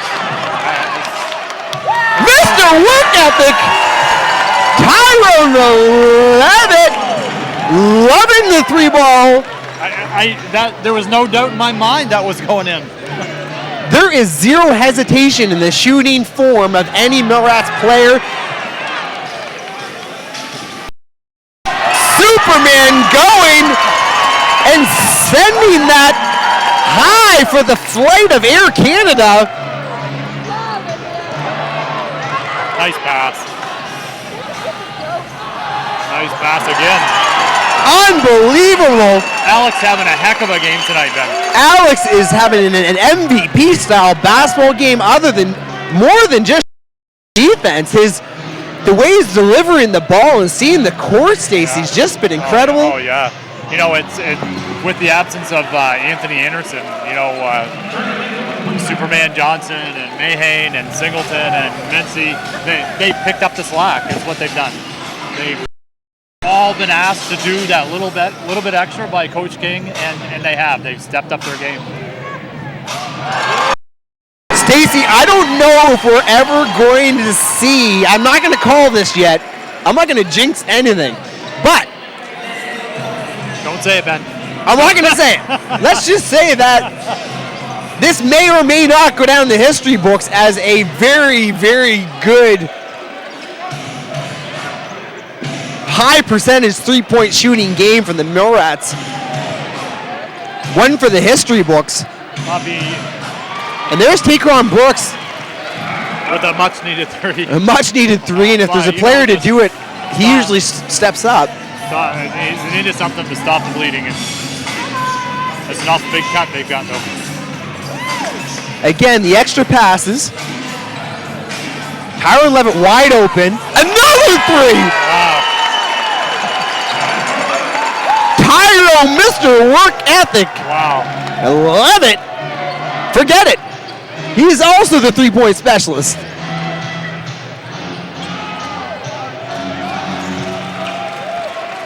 The veteran Lathan able to get that two to go. But again, that basketball hoop looks like it's 6-8 feet wide, Stacey. We don't even know how to analyze it anymore. It's just moving the ball so well. And, you know, not a lot of forced shots tonight. What Millrats been guilty of sometimes is shooting with the guy in the face, or, you know, where it's been a little bit of a force. And tonight, not wide open three-point shots. Van Zandt for the Moncton Miracles getting the two at the other end. There's a wide open three. Not able to make, but again, the Millrats all over the boards. And ladies and gentlemen from around the world tuning into YouTube TV, we have Mr. Peter Wedge. St. John native. St. John native. That would be in St. John, New Brunswick, Canada. You want to Google us. Getting some quality minutes right now, Stacey. There is 6 minutes and 50 seconds left in this game. The score is 128-79. 49. And Vanderbeek in the 6'11" shooting three-point specialist is out there on the floor as well. Huge block! Air Canada taking flight! He blocked that one well above the clouds. He said, get out of here. I'm having no part of this.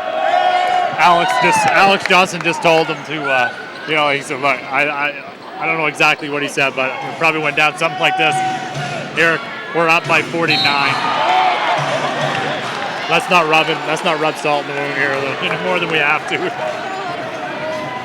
Calm down, big fella. Eric gave them a not in my house type of a look. And Alex Superman, being the character guy he is, says, you know what? We're up by quite a few. But what Eric's doing is he's playing with the Moncton crowd. Moncton has a little following that comes and sits behind the Moncton bench in the stands, and Eric knows it, and they talk back and forth. Eric is all over the ball. But look, here's the point we're making. we talk about, you see it in the news actually recently about middle school teams and high school and elementary, whatever the level is, and games that are big blowouts, maybe a stretch of 60, 80 points and a win. At this level, Stacey, Peter Wedge! Peter Wedge dialing in long range. He got on Radio Singleton's radio broadcast and lit it up long range, saying, "Here I am. I'm a St. John, New Brunswick native, true Canadian on this bench." And his teammates on the bench loving it. Jumped up. One even threw his towel in the crowd. He was so excited. Mr. Peter Wedge, congratulations for that 3-point bombshell. Again, fresh legs coming off the bench and continuing on this momentum swing that the Millrats are on. I mean, it's and to sit on the bench for an hour and a half of real time, and then come in and knock down a three with. He only ran down the floor once or twice. But again, with the confidence surge in this team, they're at a point where no matter what you throw up seems to be going in because you're just feeling great about the whole organization itself. Listen, the Millrats are going to go back. Ian McCarthy's going to go back and take a look at this stat sheet at the end of the game. Maybe he'll review the live stream and mute my voice so he doesn't have to listen to me, which I would probably suggest. We're making the game fun. That's all we're trying to do. The point, I'm joking, but the point is, Ian's going to be extremely proud to go back and look at this stat sheet and say, you know what? Coach King and I have looked at, and the rest of the coaching staff have really strategically looked at how to put the best pieces of this puzzle together. And as you stated earlier, Ian said that if we can pull off 4, 5, 6 wins in a row, that's the team I want leading us into playoffs, and that's what we're looking at. I think we can go ahead and say this one's in the books, but don't shut it off because this is a fun one to watch. Pay no attention to the score now. And watch the game of basketball. And if you've got kids at home, get them to tune in and watch. This has been a shooting clinic from the three-point range, unselfish passing, everything you want to see from your kids. I can't wait to show my 3-year-old daughter Chloe. Vanderbeek can shoot the three. He's been wide left on 3 attempts tonight. But I will be showing this footage to my daughter tomorrow, so she can see exactly how the fundamentals of the game. If you're going to show her the highlights, you have to show her the whole game. Right. She'll see the whole game and see how the fundamentals, sticking to the basics, can get you a nice win like this. There's some good ball movement there by the Moncton Miracles. Dwayne Smith, again, one of those highlight players for the game. Under the basket with a couple of massive two-handed dunks. There's Vanderbeek can go long range, still can't hit, but Air Canada pulling it down. A steal by Dwayne Smith. And finally, Troy Brewer able to hit that three-point shot, which he's known to do. Finally able to get that to hit. Great to see Cawthorn in there getting some more quality minutes as well, as he's just joined this squad from New Haven, Connecticut. Hitting a three-point shot! There he goes. We just said he needed to make that first layup and go from there. He's got 9 points in his Millrats debut, Ben. What a game to be entering in the Basketball League of Canada as a new player on this roster of the St. John Millrats, who I said at the start of the game have been on fire. And he's just gone off. Welcome to St. John. Welcome to St. John. We knew he was a pro. We knew he was good. And now we know he's good. Canada! Ladies and gentlemen, watch out. Air Canada has been taking flight all night. Moncton and just took a flight back. And a huge dunk by Cochran. Keith Cochran out of New Haven, Connecticut, the new recruit. Wow. Showing his incredible vertical leap. Put him in the dunk contest. Keith, welcome to the Mill Rats. Welcome aboard. Glad to have you. There's no more jinxing it at this point, Stacy. There's 3 minutes. This will go down in the history books as I'm going to take a wild guess at it, and I will know more after the game, Stacy, but this is going to have to be a game that goes down in the history books for the St. John Millrats organization. I'm talking dating back to New Hampshire when they first had their team there.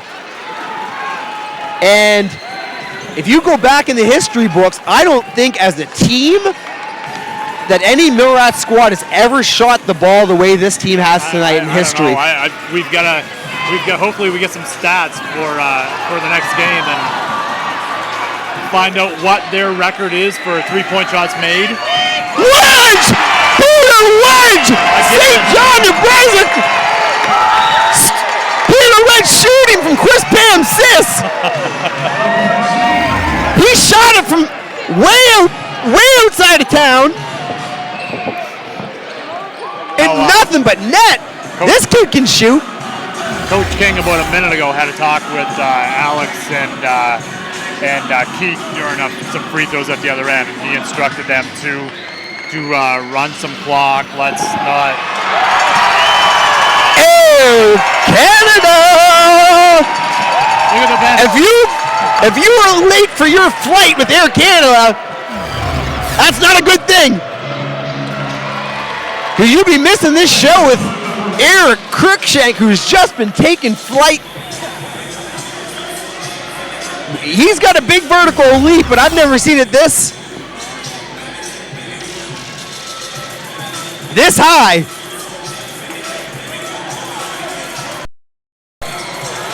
Eric Cruikshank is that adrenaline player that brings a spark to your team. That was the Eric looking for the foul, but that was the ref saying this game's over and let's run the clock.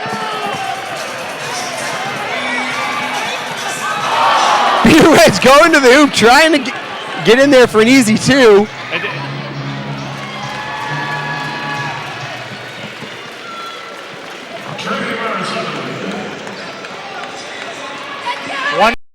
Five. 145 to 95. Tamar Sutherland, the Moncton Miracles, was able to get that slap up to go. Cruikshank for three. Oh! It's one of those nights you just can't miss. No matter what goes up, must come down, and it's dropping in the hoop.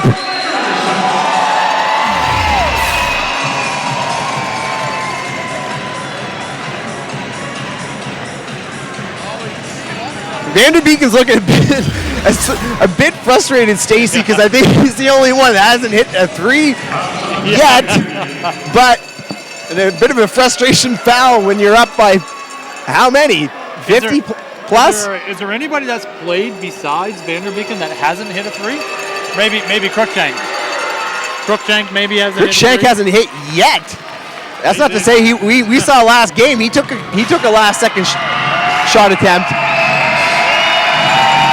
This crowd is on their feet, ladies and gentlemen, in St. John, New Brunswick, Canada. The National Basketball League of Canada game between the Millrats and Moncton Miracles. The score is 147 to 96.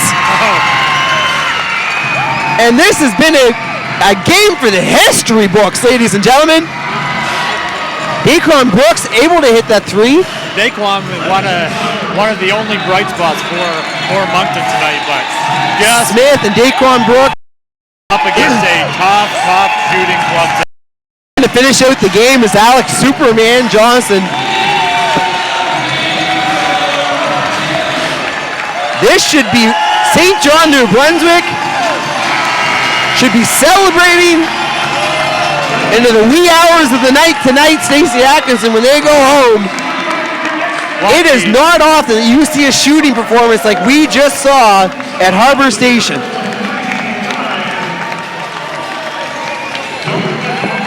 We are waiting on the stats, but ladies and gentlemen, if you had been watching this game live stream or in person, the Millrats just shot the lights out of this building.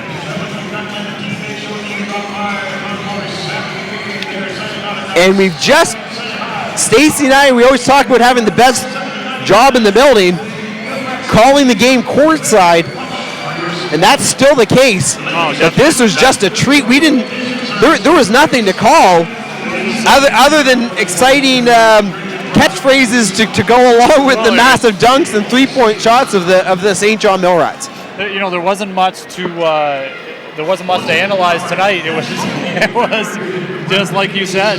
You know, it's hard not to be excited when a team's shooting the ball as well as they are, and it's just it's fun to watch. Definitely fun to watch. Anyway, ladies and gentlemen, I said this before the game.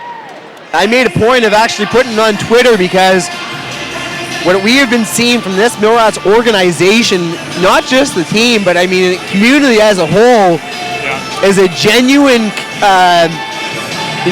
heartfelt support for this St. John organization, the St. John Millrats. They've been here for several years now, and I've said it over and over again. Coach King has been the best coach to bring into this city for this organization in the history. You know, and he's all class. You know, he was instructing his players not to rub it in the faces of the Moncton Miracles, you know, coming down the last, half quarter of that game, and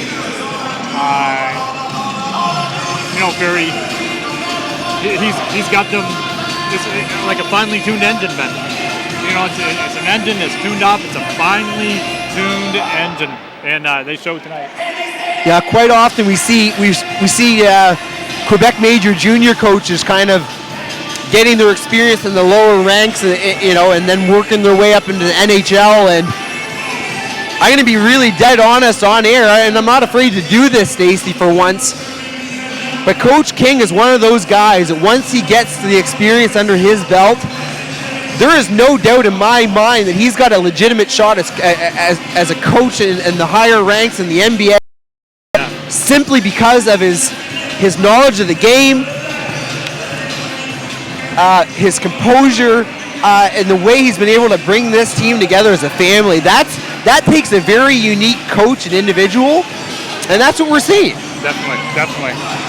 Wow, we got a happy crowd here leaving tonight. We got Millrats players going to meet the crowd at the door like they always do, signing some autographs, taking some hands, taking some pictures. 19 threes, Ben. 19 threes. I don't know if that's a franchise record or not, but it's got to be really close. Let me tell you, it's got to be really close. And Johnny Mahan led the way with 25 points. We had 17 points, a 15, an 18, a 13, a 10, and an 18. 1, 2, 3, 4, 5, 6, 7 guys in double figures. That's a heck of a shooting game. The only guy that didn't score tonight was Vanderbeeken. Incredible. Well, look, ladies and gentlemen, this Stacey Atkinson and Ben Morrison and we're signing off tonight. But again, the final score, I'm going to have to take a picture of it. 147-99.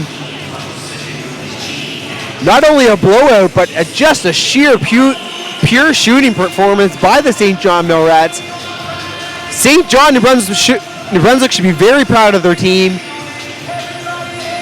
And we'll see you going forward as the Millrats are now moving into second place and hopefully heading into the playoffs in the next couple of weeks. Thank you for tuning in to St. John, New Brunswick. On behalf of the St. John Millrats and National Basketball League of Canada, have a great evening, and we'll see you next.